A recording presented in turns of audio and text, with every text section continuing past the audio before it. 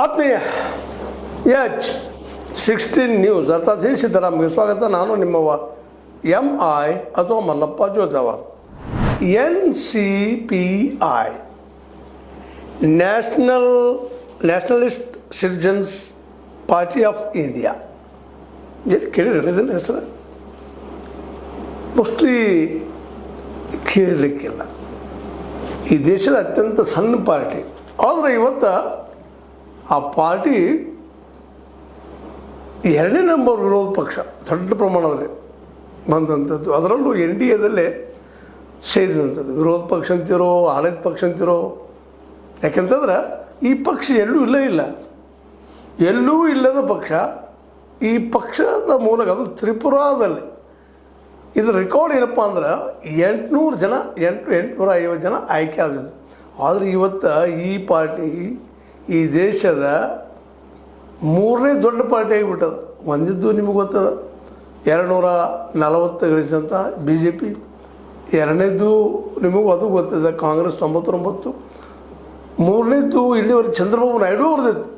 ಇದು ಈಗ ಎಲ್ಲೂ ಇಲ್ಲ, ಎಲೆಕ್ಷನ್ ನಿಂತಿಲ್ಲ, ತನ್ನ ಕ್ಯಾಂಡಿಡೇಟ್ ನಿಲ್ಲಿಸಿಲ್ಲ, ಎಲ್ಲೂ ಗೆದ್ದಿಲ್ಲ. ಯಾವುದೋ ಮೂಲೆ, ಯಾವುದೋ ಗ್ರಾಮದ ವೆಸ್ಟ್ ಬೆಂಗಾಲದ ಒಂದು ಯಾವುದೋ ಮೂಲೆಯಲ್ಲಿದ್ದಂತಹ ಅದರ ಮೂಲ ಅಥವಾ ಸಂಸ್ಥಾಪಾಧ್ಯಕ್ಷ ಉಟಿಯಾ ಕುಂಡು ಮತ್ತು ಅವನ ಹೆಂಡತಿ ಅದರದ್ದು ಅಧ್ಯಕ್ಷರು ಇನ್ನೊಬ್ಬ ಶೌರಿ ಕುಂಡು ಅನ್ನೋರು ಗಂಡ ಹೆಂಡತಿ ಇಬ್ಬರು ಹೆಸರಿದ್ದಂಥ ಪಾರ್ಟಿ. ಕೆಲವು ಜನ ಇದ್ದಾರೆ ಅದರಲ್ಲೇ, ಯಾರ್ಯಾರೋ ಸೆಕ್ರೆಟರಿನೋ ಮತ್ತೇನೋ ಇದ್ದಾರೆ. ಒಂದು ಅತ್ಯಂತ ಬರೀ 800 ಓಟ್ ತೊಗೊಂಡಂಥದ್ದು. ಆದರೆ ಇವತ್ತು 20 ಸಂಸದರನ್ನು ವೆಸ್ಟ್ ಬೆಂಗಾಲ್ದ ತೃಣಮೂಲ ಕಾಂಗ್ರೆಸ್ನ 20 ಸಂಸದರು ಈ ಪಾರ್ಟಿಯಲ್ಲಿ ಮರ್ಜ್ ಆಗಿಬಿಟ್ಟಿದ್ದಾರೆ. ಈಗ ಇದು ಮೂರನೇ ದೊಡ್ಡ ಪಕ್ಷ ಆಗಿಬಿಟ್ಟದ ರಾಷ್ಟ್ರದಲ್ಲಿ. ಅದ್ಭುತ ಅಲ್ರಿ ಇದು. ಎಲೆಕ್ಷನ್ಗೆ ಹೋಗಲಿಲ್ಲ, ತನ್ನ ಕ್ಯಾಂಡಿಡೇಟ್ ನಿಲ್ಲಿಸಲಿಲ್ಲ, ಬಿಡಪ್ಪ ಅದು ಫಂಡ್ ಅಂದರೆ ಯಾವ ಫಂಡೂ ಇಲ್ಲ, ಏನೂ ಇಲ್ಲ. ಅದು ಬಿಡಪ್ಪ ಒಂದು ದೊಡ್ಡ ಪಾರ್ಟಿ, ಅದು ಪಾರ್ಟಿ ಇದು ಕಾರ್ಯಾಲಯ ದೊಡ್ಡದಂತಿಲ್ಲ, ಯಾವುದೋ ಗ್ರಾಮದಲ್ಲಿ ವೆಸ್ಟ್ ಬೆಂಗಾಲ್ದ ಗ್ರಾಮದಲ್ಲಿ ಇರ್ತಾರೆ, ಒಂದು ಸಣ್ಣ ಕಡೆ ಒಂದು ಇದು ಅದು ಪಾರ್ಟಿ ಆಫೀಸ್ ಅದ.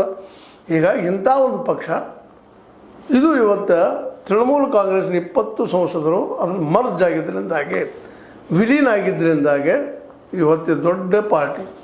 ನಿಜವಾಗಿಯೂ ಇದು ಸಂವಿಧಾನಕ್ಕೆ ಬಂದಿದ್ದಂಥದ್ದ ಅಂತೇಳಿ. ಸ್ವತಂತ್ರವಾದ ಮೀಡಿಯಾಗೆ ಬೇಕಾಗಿರುವುದು ಸ್ವತಂತ್ರ ಧ್ವನಿ. ಆ ಸ್ವತಂತ್ರ ಧ್ವನಿ ಉಳಿಸಲು ನೀವು ಮಾಡಬೇಕಾದದ್ದು ಇಷ್ಟೇ. ಅದೇನಪ್ಪಾ ಅಂತಂತಂದ್ರೆ ನಿಮ್ಮ ಕೈಲಾದಷ್ಟು ಸಹಾಯ ಈ ಚಾನಲ್ಗೆ ಮಾಡಿ ಹಾಗೂ ನಿಮ್ಮ ಧ್ವನಿಯನ್ನು ಕಾಪಾಡಿಕೊಳ್ಳಿ. ಅದು ಕ್ಲಾರಿಫಿಕೇಶನ್ ಮಾಡ್ಬೋದು, ಏನೋ ಮಾಡ್ಬೋದು. ಇವತ್ತಂತಿ ವಿಶೇಷವಾಗಿ ನಾವು ನೋಡ್ತಾ ಇದ್ದೀವಿ, ಎಲ್ಲ ಸ್ವಾಯತ್ತ ಸಂಸ್ಥೆಗಳು ಸರ್ಕಾರದ ಪರವಾಗಿ ಡಿಸಿಷನ್ ಕೊಡ್ತಾ ಹೋಗೋದು ನಾವು ನೋಡ್ತಾ ಇದ್ದೀವಿ.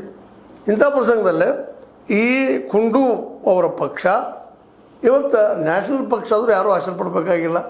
ನಿಜವಾಗಿಯೂ ಇದು ಸಂವಿಧಾನ ವಿರೋಧಿ ಆದಂಥದ್ದು. ಯಾಕಂದ್ರೆ ಈಗ ಏನು ಇವರು ಮರ್ಜ್ ಆಗಿದ್ದಾರೆ, ವಿಲೀನ ಆಗಿದ್ದಾರೆ 20 ಜನ ತೃಣಮೂಲ ಕಾಂಗ್ರೆಸ್ ಅವರು.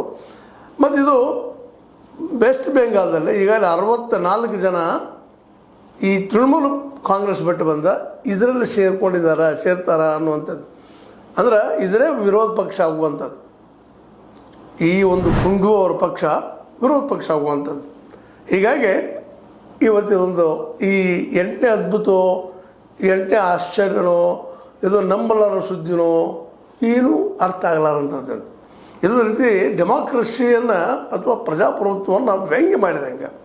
ಯಾಕಂದ್ರೆ ಜನರಿಂದ ಆಯ್ಕೆ ಆಗಲಿಲ್ಲ, ಜನರ ಸರ್ಕಾರ ಸೇರ್ತಾ ಇದ್ವಿ, ಯಾವುದೋ ಪಕ್ಷದಿಂದ ಆರಿಸ್ತಾರೆ, ಯಾರು ಲೀಡರ್ಶಿಪ್ ಆಗ್ತದೆ, ಆರಿಸಿ ಬಂದು ಆಡಳಿತಕ್ಕೆ ಬರ್ತಾರೆ, ಆದರೆ ನಂತರದ ಒಡೆದು ಯಾವುದೋ ಒಂದು ಗೊತ್ತಿಲ್ಲದ ಪಕ್ಷ ಏನೋ ರಿಜಿಸ್ಟ್ರೇಷನ್ ಅದಪ್ಪ ಇದ್ರದ್ದು ಅನ್ನೋದನ್ನು ಬಿಟ್ಟರೆ ಮತ್ತೇನೂ ಇಲ್ಲ. ಇಂಥ ಒಂದು ಪಕ್ಷಕ್ಕೆ ಇವತ್ತು ಮರ್ಜ್ ಆಗ್ತಾರೆ. ಯಾಕಿದೆಯಲ್ಲ ನೇರವಾಗಿ BJPನ ತೊಗೊಳ್ಬೋದಿತ್ತಲ್ಲ ಇವ್ರನ್ನೆಲ್ಲರೂ. ಹೇಗೋ ಎಲೆಕ್ಷನ್ದಲ್ಲಿ ಗೆದ್ದದ, 22 ಮೆಜಾರಿಟಿನೂ ಅದ, ಯಾಕೆ ತೊಗೊಳಿಲ್ಲ? ಸ್ವತಃ ಇಲ್ಲಿ 64 ಶಾಸಕರಿದ್ದಾರೆ ತೃಣಮೂಲ ಕಾಂಗ್ರೆಸ್ಸಿನ, ಅವ್ರನ್ನ ತೊಗೊಂಡು ಇವರು 20 ಜನರನ್ನ MP ಗಳನ್ನ ತಮ್ಮಲ್ಲಿ ತೊಗೊಂಡು ಮರ್ಜ್ ಮಾಡ್ಕೊಂಡ್ಬಿಟ್ಟಿದೆ, ಮುಗಿದೋಗ್ಬಿಡುತ್ತಲ್ಲ NDAದೊಳಗೆ ಅಥವಾ BJPಯಲ್ಲೇ. ಯಾಕೆ ತೊಗೊಳ್ಳಿ ಅನ್ನೋದು ಇವತ್ತು ಕುತೂಹಲ. ಯಾಕಂದರೆ ಈಗಾಗಲೇ ನಿಮ್ಗೆ ಗೊತ್ತದ, ನಮ್ಮ ಮಹಾರಾಷ್ಟ್ರದಲ್ಲೇ ಶಿವಸೇನೆ ಹೊಡೆದು ಸಪ್ರೇಟ್ ಮಾಡಿದರು, NCP ಹೊಡೆದ್ರು ಸಪ್ರೇಟ್ ಮಾಡಿದರು. ಎಲೆಕ್ಷನ್ ಸಂದರ್ಭದಲ್ಲಿ ನಿಮ್ಗೆ ಗೊತ್ತದ ಯಾವ ರೀತಿ ಏನಾಯಿತು ಅಂತೇಳಿ. ಅದರಲ್ಲೂ ಮಹಾರಾಷ್ಟ್ರದಲ್ಲೇ ಸರ್ಕಾರವನ್ನು ಕೆಡುವ ಸಂದರ್ಭದಲ್ಲೇ, ಶಿಂದೆ ಅವ್ರನ್ನ ಸ್ಟ್ರೀಮ್ ಮಾಡುವ ಸಂದರ್ಭದಲ್ಲೇ ಏನೇನು ಗದ್ದಲ ಆಯಿತು ಅನ್ನೋದು ಎಲ್ಲರಿಗೂ ಗೊತ್ತಿದ್ದ ವಿಷಯ ಅದು. ಅಂಥದ್ದು ಇಲ್ಲಿ ಆಗಬಾರ್ದು. ಏನಿದ್ರು ಇನ್ನೊಂದು ಪಾರ್ಟಿ ಯಾವುದೋ ಒಂದು ಪಾರ್ಟಿ ಮರ್ಜ್ ಆಗಿದ್ದಾರೆ. ಇದರಿಂದ ಸುವೇಂದು ಅಧಿಕಾರಿ ಅವರ ಮಾರ್ಗದರ್ಶನವನ್ನು ಕೇಳಿ ಬರ್ತಾ ಇದೆ. ಸುವೇಂದು ಅಧಿಕಾರಿ ಅಂದರೆ ನಿಮ್ಗೆ ಯಾರು ಗೊತ್ತದ, ಮಮತಾ ಬ್ಯಾನರ್ಜಿ ಅವರು ಸೋಲಿಸಿದವರು, ಅವ್ರ ಜೊತೆಗೆ ಒಂದು ಕಾಲಕ್ಕೆ ಇದ್ದವರು, ಆತ್ಮೀಯರು, ಇವತ್ತು ಅವ್ರ ಕಡು ವಿರೋಧಿಗಳು.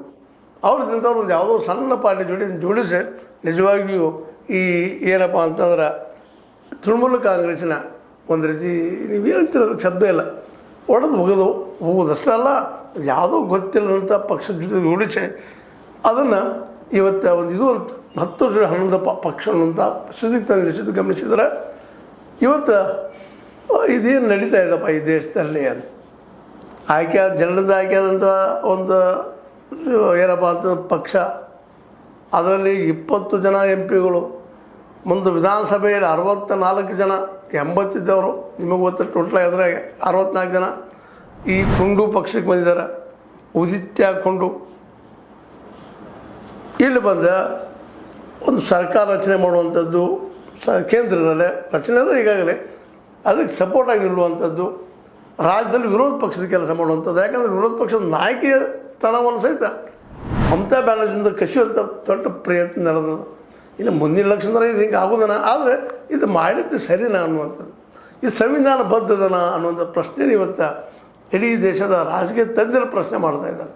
ಇದೇನು ಮಾಡ್ತಾ ಇದ್ದಾರೆ? ಇದು ಸಂವಿಧಾನವನ್ನು ಕಲುಷಿತ ಮಾಡ್ತಾ ಇದೆಯಾ? ಸಂವಿಧಾನದ ನಿಯಮಗಳನ್ನು ಏನಪ್ಪ ಅಂತ ಗಾಳಿಗೆ ತೂರ್ತಾ ಇದೆಯಾ ಅಂತ ಅಂದ್ರೆ ಒಟ್ಟಾರೆಯಾಗಿ ಹೇಳುವಂಥದ್ದು ಏನಪ್ಪ ಅಂತಂದ್ರೆ ಈ ಎಲ್ಲ ಡೆವಲಪ್ಮೆಂಟ್ಗಳಿಂದಾಗಿ ಸಹಜವಾಗಿ ಜನರಿಂದ ಅನ್ನುವಂಥ ಏನು ಪದ ಇತ್ತು, ಜನರಿಂದ ಜನರಿಗಾಗಿ ಜನರಿಗೋಸ್ಕರ ಅನ್ನುವಂಥ ಏನು ಪದ ಇತ್ತು, ಅದು ಇನ್ನು ಮುಂದೆ ಇಲ್ಲ ಅನ್ನುವಂಥ ಪರಿಸ್ಥಿತಿಯಲ್ಲಿ ಬರ್ತಾ ಇದೆ ಅಂತ.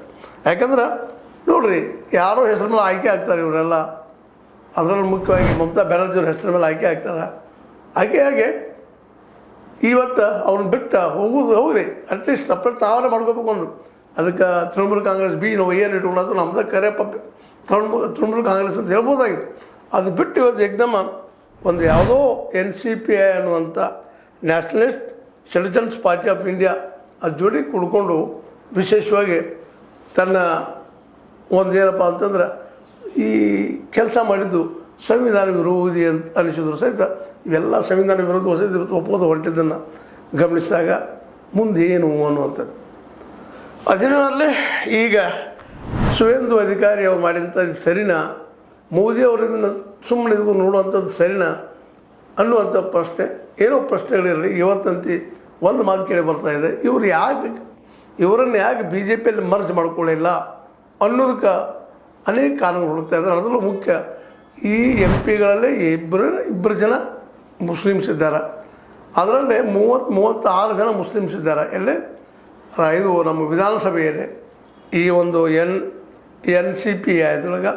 ಅದಕ್ಕಾಗಿ ಮುಸಲ್ಮಾನರು ಹಿಂದೂ ಮುಸ್ಲಿಂ ಕ್ಲಬ್ ಆದಪ್ಪ ಅಂದ್ರೆ ಈ ಒಂದು ಇಮೇಜ್ ಅದ ಹಿಂದುತ್ವದ್ದು ಅದು ಹೋಗ್ತದೆ. ಅದಕ್ಕಾಗಿ ಇದು ಹೊಸದೇನೋ ಮಾಡೋಣ ಅಂತ ಪ್ರಯೋಗ ಮಾಡಿದ್ದಾರೆ. ಈಗಂದು ಪ್ರಯೋಗ ಆಗೈತಿ ಮೋಸ್ಟ್ಲಿ. ಈಗಾಗಲೇ ನಮ್ಮ ಓಂ ಬಿರ್ಲಾ ಅವ್ರ ಮನೆಗೆ ಕರೆಸಿದಾರೆ. 20 ಮಂದಿನ ತಮ್ಮ ಮನೆಗೆ ತಮ್ಮ ಆಸ್ಥಾನಕ್ಕೆ ಕರೆಸಿ ಅವ್ರು ಚಾಗಿ ಉಳಿಸಿದ್ದಾರೆ, ಮಾತಾಡಿದ್ದಾರೆ, ಅವ್ರಿಗೆ ಒಪ್ಪಿಗೆನೂ ಕೊಟ್ಟಿದ್ದಾರೆ. ಈ ಒಂದು NCPIಗೂ ಅವಕಾಶ ಮಾಡಿಕೊಟ್ಟಿದ್ದಾರೆ. ಹೀಗಾಗಿ ಸರ್ಕಾರ ಅಂತ ಇದರಿಂದ ಇರೋದ್ರಿಂದಾಗಿ ಎಲ್ಲನೂ ಸುಸೂತ್ರವಾಗಿ ನಡೆಯೋದನ್ನು ಗಮನಿಸಿದಾಗ ಈ ದೇಶದಲ್ಲಿ ಮುಂದಿನ ದಿನದಲ್ಲಿ ಪ್ರಜಾಪ್ರಭುತ್ವ ಯಾವ ಹಂತಕ್ಕೆ ಬಂದಿರಬಹುದು ಅನ್ನೋದು ಆತಂಕ ಸಹಜವಾಗಿ ಎಲ್ಲರೂ ಕಾಡ್ತಾ ಇದೆ. ಏನೂ ಇರಲಿ, ಏನೂ ಇಲ್ಲದ NCPI ಇವತ್ತು ರಾಷ್ಟ್ರದ ಪ್ರಬಲ ರಾಜಕೀಯ ಪಕ್ಷ ಮತ್ತು ಬಲಿಷ್ಠ ರಾಜಕೀಯ ಪಕ್ಷ ಆಗಿದ್ದ ಮಾತ್ರ ಇದು ನಿಜವಾಗಿಯೂ ಈ ದೇಶದ ರಾಜಕೀಯ ಇತಿಹಾಸದಲ್ಲೇ 8ನೇ ಆಶ್ಚರ್ಯ. ಅಂದರೆ ಯಾರೂ ಆಶ್ಚರ್ಯ ಪಡಬೇಕಾಗಿಲ್ಲ. ಇದು ಸಂವಿಧಾನ ವಿರೋಧಿನೋ ಸಂವಿಧಾನ ಪರನೋ ಇದೆಲ್ಲ ಡಿಸ್ಕಷನ್ ಮಾಡುವಂಥ ದಿನಗಳು ಸ್ಟಾರ್ಟ್ ಆಗಿದ್ದಾವೆ ಅಂತ ಅನ್ನಿಸ್ತದೆ. ಏನೋ ಆಗಲಿ, ಇವತ್ತಂತಿ ಮೊದಲು ಅಂತಿದ್ರು ಏನಪ್ಪ ಅಂದ್ರೆ ಯಾರು ಗೆಲ್ತಾರೆ ಅವ ಸಿಕ್ಕಂದರ್ ಅಂತೇಳಿ. ಮೋಸ್ಟ್ಲಿ ಅದೀಗ ಅನ್ವಯ ಆಗ್ತಾಯಿದೆ ಸುವೇಂದು ಅವರಿಗೆ, ಅದೇ ಕಾಲಕ್ಕೆ ಮೋದಿಯವ್ರಿಗೂ ಸಹಿತ. ಏನೋ ಆಗಲಿ, NCPI ಜೊತೆ ಮರ್ಜ್ ಮಾಡೋದು ಆಮೇಲೆ ಮರ್ಜ್ ಮಾಡೋದು ಚೆನ್ನಾಗಿತ್ತು ಅನ್ನೋಂಥ ಮಾತುಗಳು ಕೇಳಿ ಬರ್ತಾ ಇದ್ದಾವೆ. ಅದೇನೋ ಇಲ್ಲ, ಒಟ್ಟು ಆಗ್ಯದ. ಏನೇನು ಗದ್ದಲಗಳಿದ್ದಾವೆ ಇದರಲ್ಲೇ ಆ ಗದ್ದಲಿಗೆ ಉತ್ತರ ಹುಡ್ಕೋದು ಮುಂದಿನದಲ್ಲಿದ್ದಾವೆ. ಆದರೆ ಈ ನಡುವೆ ಏನಪ್ಪ ಅಂತಂದ್ರೆ ಮಮತಾ ಬ್ಯಾನರ್ಜಿಯವರು ಮಾತ್ರ ಭಾಳಷ್ಟು ಒಬ್ಬಂಟಿ ಆಗ್ತಾ ನಡೆದಿದ್ದ ಅಷ್ಟೇ ಗಮನಾರ್ಹ. ನೋಡೋಣ ಮುಂದೆ ಏನಾಗ್ಬೋದು ಅನ್ನೋದನ್ನು ಅಂತ ಹೇಳ್ತಾ, ಇದು ನಿಮಗೆ ಲೈಕ್ ಆಗಿರ್ಬೋದು, ಲೈಕ್ ಮಾಡಿ ಶೇರ್ ಮಾಡಿ ಕಾಮೆಂಟ್ ಮಾಡಿ, ಜೊತೆಗೆ ಸಬ್ಸ್ಕ್ರೈಬ್ ಆಗೋದನ್ನು ನಿಲ್ಲಿಸ್ಲಿಕ್ಕೆ ಹೋಗ್ಬೇಡ್ರಿ. H16 ನ್ಯೂಸ್ ಅರ್ಥಾತ್ ಸಿದ್ದರಾಮಯ್ಯ ಸತ್ಯದ ಕೈಗೊಂಡು ವಂದನೆಗಳು. ಆತ್ಮೀಯ ಸಾರ್ವಜನಿಕರಲ್ಲಿ H16 ಅರ್ಥಾತ್ ಸೀತಾರಾಮದಿಂದ ಒಂದು ಮನವಿ. ಈ ಸಂಸ್ಥೆ ಭ್ರಷ್ಟಾಚಾರ, ಅನ್ಯಾಯ, ಅತ್ಯಾಚಾರಗಳಿಂದ ನೊಂದವರ ವೇದಿಕೆ. ಅನ್ಯಾಯಕೋರರ, ಭೂಗಳ್ಳರ, ನಶಾ ಸಾರಾಯಿ ಮಾಫಿಯಾಗಳ ವಿರುದ್ಧದ ಧ್ವನಿ. ರೈತರ, ಕೂಲಿಕಾರ, ಕಾರ್ಮಿಕರ, ಬಿದ್ದ ಸಮುದಾಯ ಜನರ ಧ್ವನಿ. ಬೆಂಬಲವಾಗಿ ನಿಂತು ತನುಮನ ಧನದ ಸಹಾಯಕ್ಕೆ ಸಾರ್ವಜನಿಕರಲ್ಲಿ ಕೋರಿಕೆ. ದಾನದ ಸಹಾಯ ನೀಡಿ ಸ್ವಾತಂತ್ರ್ಯ ಪತ್ರಿಕೋದ್ಯಮ ಉಳಿಸಿ ಬೆಳೆಸಿ. ವಂದನೆಗಳು. ತಮ್ಮನ್ನೇ ನಂಬಿರುವ ಮಲ್ಲಪ್ಪ ಇ ಜೋತಾವರ್.